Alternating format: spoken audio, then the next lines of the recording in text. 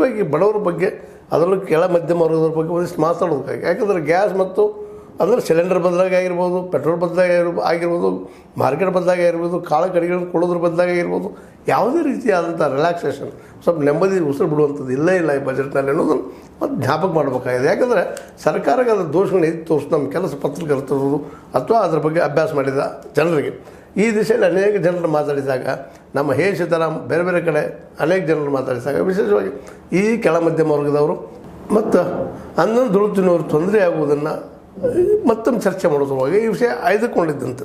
ಇಷ್ಟ ಮತ್ತೇನಿಲ್ಲ, ಭಾಳ ಜನರು ಹೋಗಿ ಭೇಟಿ ಆದಾಗ ನಮ್ಮ ಒಂದು ವರದಿಗಾರರಿಗೆ ಹೇಳಿದಂಥ ಮಾತುಗಳೇನಪ್ಪ ಅಂದ್ರೆ ಅವು ತೊಂದರೆ ಆಗದಿದ್ದಂತೆ ಜನಸಾಮಾನ್ಯರು ಮಾತಾಡಿದ್ದು ಅದು ದುಡ್ಡು ತಿನ್ನುವಂಥವ್ರು. ಅದಕ್ಕಾಗಿ ಈ ಬಜೆಟ್ ಅಡ್ಡಿ ಇಲ್ಲ, ಮಧ್ಯಮ ವರ್ಗದವರಿಗೆ ಒಳ್ಳೆಯ ಉಪಕಾರ ಮಾಡಿದ್ರೆ ಕೆಳ ಮಧ್ಯಮ ಮತ್ತು ಬಡ ಜನಕ್ಕೆ ಇದು ಅಂತ ಹೇಳಿಕೊಳ್ಳುವಂಥ ಉತ್ತಮ ಬಜೆಟ್ ಅಲ್ಲ. ಮತ್ತು ಶಿಕ್ಷಣಕ್ಕೂ ಮತ್ತು ಇನ್ನೊಮ್ಮೆ ಆರೋಗ್ಯಕ್ಕೂ ಹೇಳುವಂಥ ವಿಷಯ ಏನಪ್ಪ ಅಂದ್ರೆ ಅಲ್ಲೂ ಸಹ ಅಷ್ಟು ಹೇಳ್ಕೊಳ್ಳೋಂಥ ಸಹಕಾರ ಮಾಡಿಲ್ಲ. ಇದು ಈ ಬಜೆಟ್ ಬಗ್ಗೆ ಇದ್ದಂಥ ನಗ್ನ ಸತ್ಯಗಳು ಅಂತ ಹೇಳ್ತಾ ಇವು ನಿಮ್ಮ ಸಹ ಚರ್ಚೆ ಮಾಡುವಂಥ ವಿಷಯಗಳು ಚರ್ಚೆ ಮಾಡಿ ನಿಮ್ಮ ವಿಷಯ ತಿಳಿಸ್ತಾ ಇರ್ರಿ. ಇದು ನಿಮಗೆ ಚರ್ಚೆ ಲೈಕ್ ಆಗಿದ್ರೆ ಲೈಕ್ ಮಾಡಿರಿ, ಶೇರ್ ಮಾಡಿರಿ, ಕಮೆಂಟ್ ಮಾಡಿರಿ, ಜೊತೆಗೆ ಸಬ್ಸ್ಕ್ರೈಬ್ ಆಗೋದು ನಿಲ್ಲಿಸ್ಲಿಕ್ಕೆ ಹೋಗಬೇಡ್ರಿ.